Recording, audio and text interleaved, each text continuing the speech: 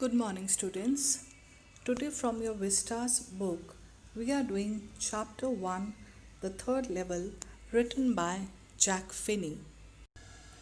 Jack Finney was specialized in thrillers and works of science fiction. Two of his novels, The Body Snatcher and Good Neighbor, Sam, became the basis of popular films. But it was time and again in 1970 that won him a devoted following. Mr. Finney first showed an interest in time travel in the short story collection The Third Level, which included stories about a commuter who discovers a train that runs between New York and the year 1894. The Third Level by Jack Finney. The presidents of the New York Central and the New York, New Haven, and Hartford railroads will sway on a stack of timetables that there are only two. Now, the protagonist, Charlie, he says the president of the New York Central, as well as New Haven and Hartford railroads, will swear, will promise, will with all confidence on a stack of timetables that there are only two. They are with all confidence would say what? That on a stack of timetables, that is the timetables that tell us the schedule showing departure and arrival of the trains, that there are only two. What are two? That the railway station, that is Grand Central Railway Station, has only two levels. This who is going to swear? The president of New York Central will swear, as well as New Haven and Hartford railroads employees, timetables, Charlie's friends, everyone will swear that there are only two levels to Grand Central Railway Station. Yes, I have taken the obvious step. Sorry, but I say there are three because I have been on the third level of the Grand Central Station. But the protagonist, Charlie, says no, there are three levels because he has witnessed, he has experienced, he has seen the third level at the Grand Central Station. Yes, I have taken the obvious step. Now, obvious step is what? The world knows that there are only two levels to Grand Central Station, but Charlie experienced the third one. So, obvious step was that he needs to talk. He needs to talk to people. He needs to talk to a doctor. He needs to relate this incident that he has experienced to the one whom he knows, his friends and family. So the obvious step was I talked to a psychiatrist friend of mine, among others, among my family members, among other people. Psychiatrist friend was also there, whom I related an incident that though the world knows that there are only two levels to Grand Central Station, I have been to the third level that is not known to the world, but I have experienced and witnessed one. I told him about the third level at the Grand Central Station, and he said it was a waking dream wish fulfillment. Now, when Charlie tells to his psychiatrist friend that he has been to the third level of the Grand Central Station, the friend said that it is a waking dream, that is a daydream, wish fulfillment, that is some desire, some wish might be there that was there unconsciously there, and that you are trying to fulfill, you are trying to reach out to that wish in a daydream. He said I was unhappy.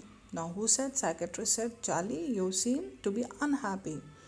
That made my wife kind of mad. Now when a psychiatrist friend says to him that you are unhappy, the blame comes to on a wife, that my maybe wife is not keeping the husband happy with his work, with her works or things.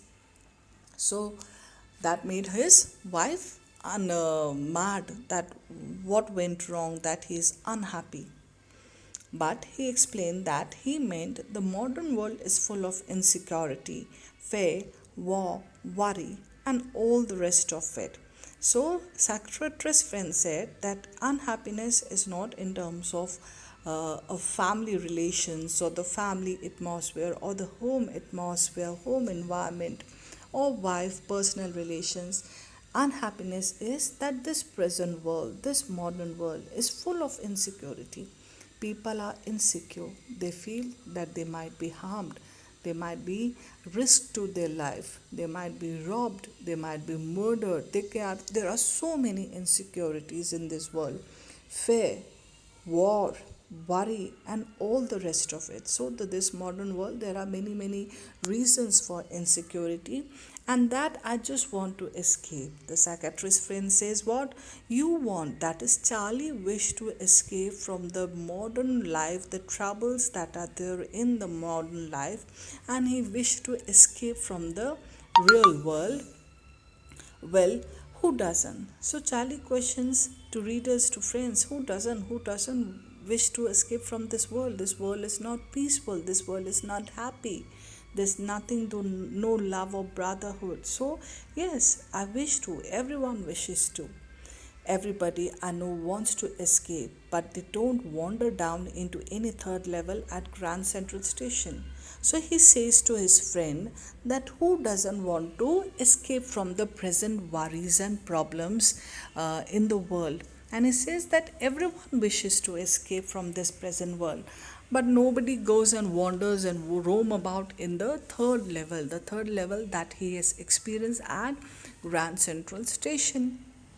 But that's the reason, he said, and my friends all agreed. So that is the reason. That is, he says, because you are unhappy, because in the present world it does not provide us happiness, peace, brotherhood. There's already war, bloodshed. There's so many problems, struggles in the present world that we want to escape, and that is the reason that you have escaped to the third level of Grand Central Station. And the friends also agreed that yes, this might be the reason. Everything points to it, they claim. That is, your story points to it, that this is the very reason you have experienced in your daydream the third level of Grand Central Station. My stamp collection, my stamp collecting, for example, that's a temporary refuge from the reality. So friends and psychiatrist says what, that because you are means Charlie is in a habit of stamp collection, that also tells them that you are escaping from the world and you're finding a refuge, a temporary refuge from the reality, and that is why you are into stamp collection. And people have habits of collecting stamps, coins, flowers, leaves. So this is a temporary refuge because this refuge gives them peace, it gives them happiness. So friend and psychiatrist also says that this is one of the reasons that tell us that because you are unhappy in the present world, that is why you are into stamp collection, so that you can escape from the real worries of life. Well, maybe, but my grandfather didn't need any refuge from reality. They were pretty nice, and things were pretty nice and peaceful in his days, from all I hear.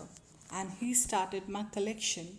So, Charlie is wondering that if my stamp collection is the refuge from the present day problems. So in my grandfather's time, he is the only one who started with the stamp collection thing. And at that time there were pretty nice thing. It was a beautiful life. There was peace and harmony all around. Wars were not there. They have not seen the consequences of war. So does that mean that even they wanted a refuge from their life? It's a nice collection too.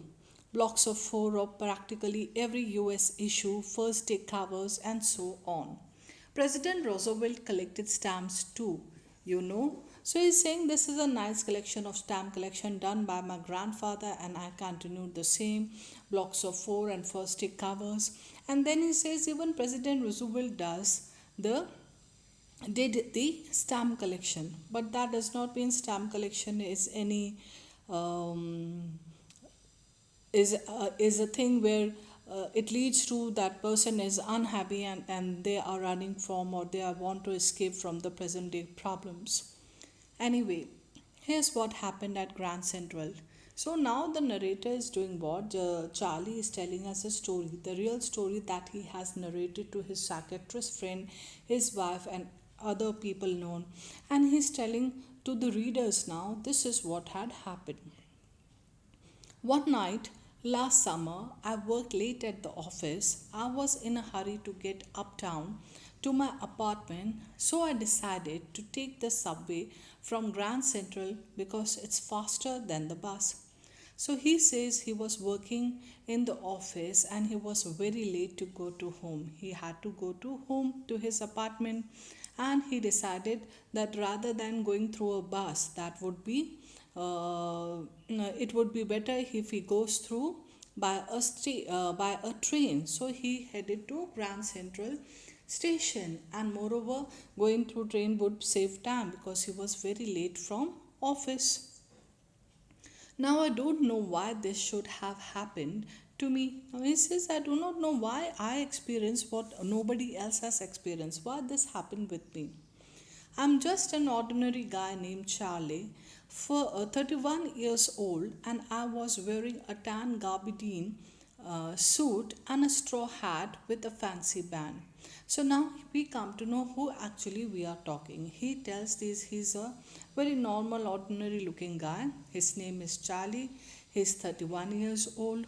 He was wearing a tan that is yellowish brown gabardine. Gabardine is a long, loose upper garment, and he was wearing a straw hat and a fancy band. I passed a dozen men who looked just like me. So he says, as I'm heading to Grand Central Station, as I am in Grand Central Station to catch up a train so that I can reach home early, I see many people with the same sort of ordinary look, and I wasn't trying to escape from anything. And my idea was not to escape from anything, just the idea was I just wanted to get home to Louisa, my wife. The idea was that I'm already late for the night. I should reach home to my wife. She might be waiting. That is my wife, Louisa. I turned into Grand Central from Vanderbilt Avenue and went down the steps to the first level. Now he's actually telling us a description of Grand Central. He went into Grand Central from Vanderbilt Avenue. He has crossed this avenue to head towards Grand Central and went down the steps to the first level. So he's moving down the steps to the first level where you take trains like the 20th century. So first level, all the 20th century trains run from there. Then I walked down another flight to the second level. Then from first level he's moving down to the second level, and he goes down to the flights of stairs to the second level where the suburban trains leave from. So from here suburban trains leave, ducked into an arched doorway heading for the subway, and got lost. So he ducked in, that is to reach to second level. He moved in, he lowered his head. Duck means to lower above his head. An arched doorway. The doorway is describing it is a curved shape, and he moved to that subway and got lost. And